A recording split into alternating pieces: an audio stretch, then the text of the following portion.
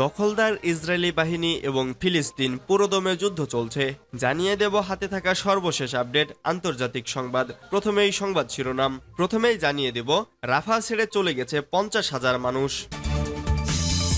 এরপর জানিয়ে দেব দ্বিতীয় বিশ্বযুদ্ধে জার্মান শহর থেকে গাজায় ধ্বংসযজ্ঞ বেশি হয়েছে, জানিয়েছে বিশ্লেষকরা।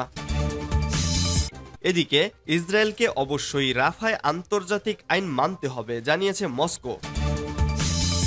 এরপর জানিয়ে দিব গাজা সংকট নিয়ে কুয়েতের আমিরকে যা বললেন এরদোগান। আরও জানিয়ে দিব গাজায় সাহায্য সরবরাহে কেরাম শালম সীমান্ত খুলে দিয়েছে ইসরায়েল। সর্বশেষ জানিয়ে দেব ফ্রান্সের সেনা টার্গেট করবে রাশিয়া। এতক্ষণ শুনছিলেন সংবাদ শিরোনাম, এবারে বিস্তারিত। তবে অনুরোধ থাকবে ভিডিওটিতে একটি লাইক করবেন এবং কমেন্ট করে জানিয়ে দিবেন ইসরায়েল ও হামাস যুদ্ধ নিয়ে আপনার মূল্যবান মন্তব্য। রাফা ছেড়ে চলে গেছে 50,000 মানুষ। জাতিসংঘের ফিলিস্তিনি শরণার্থী বিষয়ক সংস্থা জানিয়েছে ইসরায়েলের আদেশের পর গত 48 ঘন্টায় গাজার দক্ষিণাঞ্চলীয় রাফা শহর ছেড়ে প্রায় 50,000 মানুষ চলে গেছে। সংস্থাটির এক ঊর্ধ্বতন কর্মী বুধবার সিএনএনকে বলেন, আমরা তাদেরকে খান ইউনিসে যেতে দেখেছি, কেউ কেউ আল মাওয়াসির সম্প্রসারিত মানবিক অঞ্চলে এবং অনেকে দেইর আল বালাহ এলাকায় চলে গেছেন। সিএনএন এর খবর অনুসারে ইসরায়েলি সামরিক বাহিনীর অভিযান পরিচালনার জন্য সেখানকার বাসিন্দাদের অবিলম্বে সরে যাওয়ার নির্দেশ দেয়। এরপর সোমবার থেকে গাজাবাসীরা পূর্ব রাফা ছাড়তে শুরু করে। গাজায় ইউএনআরডব্লিউএ এর সিনিয়র উপপরিচালক স্কট অ্যান্ডারসন সিএনএন-এর রেজমেরি চার্চকে বলেন, জাতিসংঘ যেমনটি মনে করে আমরাও তেমনটা মনে করি। ফিলিস্তিনি জনগণ যেখানে যেতে চায় তাদের সে স্বাধীনতা থাকা উচিত। তারা যেখানে তাদের পরিবার নিয়ে আশ্রয় নেবে আমরা সেখানেই তাদের সহায়তা দেব। অ্যান্ডারসন আরও বলেন, খান ইউনিসে পালিয়ে যাওয়া লোকেরা এমন এলাকায় পৌঁছাবে যে অঞ্চল ইতিমধ্যে যুদ্ধবিধ্বস্ত। তিনি জোর দিয়ে বলেন, আরও মানবিক সাহায্য পাওয়া তার সংস্থার জন্য সবচেয়ে বেশি উদ্বেগের একটি বিষয়। দ্বিতীয় বিশ্বযুদ্ধে জার্মান শহর থেকে গাজায় ধ্বংসযজ্ঞ বেশি হয়েছে, জানিয়েছেন বিশ্লেষকরা। দ্বিতীয় বিশ্বযুদ্ধের শেষ দিকে জার্মানির ড্রেনসন শহরে বিতর্কিত বোমা হামলার চেয়েও গাজায় ইসরায়েলের 7 মাসের বোমাবর্ষণে বেশি হত্যাযজ্ঞ হয়েছে বলে স্যাটেলাইট চিত্রের বিশ্লেষকরা বলছেন। স্যাটেলাইট চিত্র বিশ্লেষকরা বলেন, গাজা শহরের প্রায় 75% ভবন ক্ষতিগ্রস্ত বা সম্পূর্ণ ধ্বংস হয়ে গেছে। 5টি হাসপাতাল পুরোপুরি ধ্বংস হয়ে গেছে। প্রতি 3টি হাসপাতালের মধ্যে একটিরও কম আংশিক কাজ করছে। 563টির মধ্যে 408টি স্কুল ক্ষতিগ্রস্ত হয়েছে এবং 53টি সম্পূর্ণ ধ্বংস হয়ে গেছে। 60% বেশি মসজিদ ধ্বংসস্তূপে পরিণত হয়েছে। যুক্তরাষ্ট্রের সিটি ইউনিভার্সিটি অব নিউ ইয়র্কের স্যাটেলাইট ইমেজ বিশ্লেষক কোরি সার বলেন, বোমা হামলায় প্রথম 2 থেকে 3 মাসে সবচেয়ে দ্রুত ক্ষয়ক্ষতি হয়েছে। তিনি বলেন, গাজায় যে হারে ক্ষয়ক্ষতি হচ্ছে তা পূর্বে আমরা যে গবেষণা করছি তার থেকে আলাদা। আমরা যে ম্যাপে কাজ করছি ক্ষয়ক্ষতি তার চেয়ে অনেক দ্রুত এবং আরও বিস্তৃত হয়েছে। তিনি বলেন, এর তুলনায় 1945 সালের ফেব্রুয়ারিতে জার্মানির ড্রেনসনে 4টি বিমান হামলায় শহরের ভবনগুলো 60%-এরও কম ধ্বংস হয়েছিল। মার্কিন ও ব্রিটিশ বোমারু বিমানগুলো 3,900 টনেরও বেশি উচ্চ বিস্ফোরক এবং দক্ষ ডিভাইস ফেলেছিল ওই শহরে, যা যুদ্ধের অন্যতম বিতর্কিত কাজ বলে বিবেচ্য। শহরটির 6.5 কিলোমিটারেরও বেশি ধ্বংস হয়েছিল। ইসরায়েলি বাহিনী মঙ্গলবার মিশর ও গাজার ছিটমহলের মধ্যবর্তী রাফা সীমান্ত ক্রসিং দখল করে গুরুত্বপূর্ণ ত্রাণপথ বন্ধ করে দিয়েছে। ক্রসিং কমপ্লেক্স দিয়ে ট্যাঙ্ক চলছে এবং গাজায় ইসরায়েলি পতাকা উত্তোলন করা হয়েছে। রাফায় খুব শিগগিরই ইসরায়েলি বাহিনী স্থল অভিযান শুরু করবে বলে ধারণা করা হচ্ছে। সূত্র আরব নিউজের। ইসরায়েলকে অবশ্যই রাফায় আন্তর্জাতিক আইন মানতে হবে, জানিয়েছে মস্কো। ফিলিস্তিনের অবরুদ্ধ গাজা ভূখণ্ডের রাফা ক্রসিংয়ের নিয়ন্ত্রণ নিয়েছে ইসরায়েল। বর্তমানে দক্ষিণ গাজা উপত্যকায় বিমান হামলা করছে ইসরায়েলি বাহিনী। খুব শিগগিরই এই অঞ্চলে স্থল অভিযান শুরু হবে বলে হুমকি দিয়েছে ইহুদি বাহিনী। রুশ পররাষ্ট্র মন্ত্রণালয় বলেছে, ইসরায়েলকে অবশ্যই আন্তর্জাতিক মানবাধিকার আইন কঠোরভাবে মেনে চলতে হবে। রাফায় ইসরায়েলি ট্যাঙ্ক প্রবেশের পর পর রাশিয়া এই মন্তব্য করল। এক ব্রিফিংয়ে রাশিয়ার মুখপাত্র মারিয়া জাখারোভা বলেছেন, 10 লাখেরও বেশি বেসামরিক নাগরিক অধ্যুষিত এলাকায় এই আগ্রাসনকে অতিরিক্ত অস্থিতিশীলতা সৃষ্টির কারণ হিসেবে দেখছে রাশিয়া।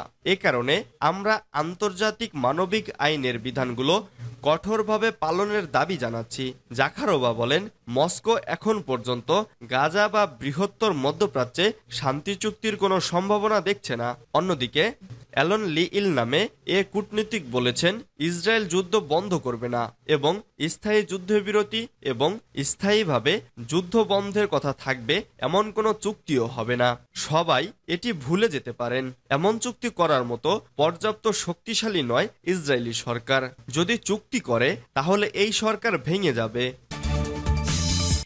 গাজা সংকট নিয়ে কুয়েতের আমিরকে যা বললেন এরদোগান।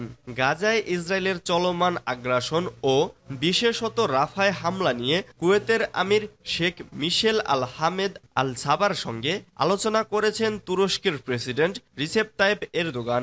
মঙ্গলবার তুরস্কের রাজধানী আঙ্কারায় মিলিত হন তারা। দুই নেতার মধ্যে অনুষ্ঠিত বৈঠকে ফিলিস্তিন ইস্যুর পাশাপাশি তুরস্ক কুয়েত সম্পর্ক নিয়েও বিশেষ আলোচনা হয় বলে ডেইলি সাবাহ জানিয়েছে। খবরে বলা হয়, দুই দেশের মধ্যে কূটনৈতিক সম্পর্কের 60তম বার্ষিকীতে কুয়েতের শাসকের এই সফর 7 বছরের মধ্যে উপসাগরীয় দেশটির আমির পর্যায়ে প্রথম সফর। এ সময় এরদোগান বলেন, ইসরায়েলি নিপীড়নের বিরুদ্ধে কুয়েতের অবস্থান তাৎপর্যপূর্ণ। তিনি বলেন, এই অবস্থা ফিলিস্তিনিদের দাবিকে শক্তিশালী করবে। তিনি উল্লেখ করেন যে তুরস্ক 7 অক্টোবর থেকে একটি স্থায়ী যুদ্ধবিরতির জন্য চাপ দেওয়ার চেষ্টা করছে। এ সময় এরদোগান দ্বিরাষ্ট্রীয় সমাধানের জন্য আঙ্কারার আহ্বান পুনর্ব্যক্ত করেন এবং 1967 সালের সীমান্তের ভিত্তিতে ফিলিস্তিনের স্বীকৃত প্রয়োজনীয় কথা পুনর্ব্যক্ত করেছেন। গাজায় সাহায্য সরবরাহে কিরাম শালম সীমান্ত খুলে দিয়েছে ইসরায়েল। ইসরায়েল বুধবার গাজায় মানবিক সহায়তা সরবরাহে কিরাম শালম সীমান্ত ক্রসিং পুনরায় চালু করেছে। হামাসের রকেট হামলায় 4 সেনা সদস্য নিহত হওয়ায় এটি বন্ধ করার 4 দিন পর তা ফের খুলে দেওয়া হলো। ফিলিস্তিনের বেসামরিক বিষয় দেখভাল করার প্রতিরক্ষা মন্ত্রণালয় সংস্থা সিওজিটির সাথে এক যৌথ বিবৃতিতে ইসরায়েলি সেনাবাহিনী বলেছে, আন্তর্জাতিক সম্প্রদায়ের দান করা খাদ্য, খাবার পানি, আশ্রয়ের সরঞ্জাম, ওষুধ এবং চিকিৎসা সামগ্রী সহ মানবিক সাহায্য বহনকারী ট্রাকগুলো মিশর থেকে ইতোমধ্যে ক্রসিংয়ে পৌঁছেছে। বিবৃতিতে ইসরায়েল আরও জানিয়েছে, পরিদর্শন শেষে এসব সাহায্য গাজায় স্থানান্তর করা হবে।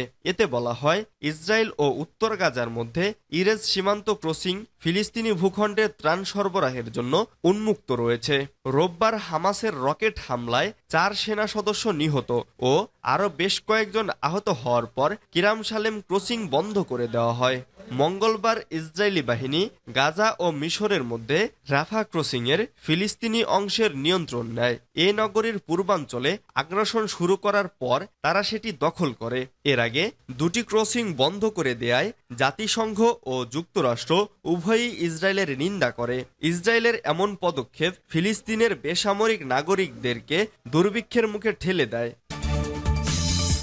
ফ্রান্সের সেনা টার্গেট করবে রাশিয়া। ইউক্রেনে সেনা পাঠানো হতে পারে বলে সম্প্রতি ইঙ্গিত দিয়েছেন ফ্রান্সের প্রেসিডেন্ট ইমানুয়েল ম্যাক্রো। এর জবাবে রাশিয়া সতর্ক করে জানিয়েছে, ইউক্রেনে যদি সেনা পাঠায় ফ্রান্স তাহলে সেখানে তাদের টার্গেট করা হবে। ফেব্রুয়ারিতে ম্যাক্রোর মন্তব্য ঘিরে মূলত বিতর্ক শুরু হয়। তখন তিনি বলেন, ইউক্রেনে স্থল সেনা পাঠানোর বিষয়টি উড়িয়ে দেওয়া যায় না। ফ্রান্সের প্রেসিডেন্ট বলেছিলেন, ইউক্রেনে যদি রাশিয়া জয় পায় তাহলে ইউরোপের গ্রহণযোগ্যতা শূন্যে নেমে আসবে। রুশ পররাষ্ট্র মন্ত্রণালয়ের মুখপাত্র মারিয়া জাখারোভা বলেছেন, ম্যাক্রো নিজেই রাশিয়ার জন্য এক ধরনের কৌশলগত অনিশ্চয়তা তৈরি করার ইচ্ছে নিয়ে বক্তব্য দিয়েছেন। তিনি বলেন, ফ্রান্স যদি সংঘাতপূর্ণ এলাকায় আসে তাহলে তারা রাশিয়ার সেনাবাহিনীর টার্গেটে পরিণত হবে। প্যারিস এর প্রমাণ এরই মধ্যে পেয়েছে বলেও মনে করেন তিনি। মারিয়া জাখারোভা বলেন, ইউক্রেনে যারা মারা গেছেন তাদের মধ্যে অনেক ফরাসি নাগরিক রয়েছেন, যা রাশিয়ার দৃষ্টিগোচর হয়েছে।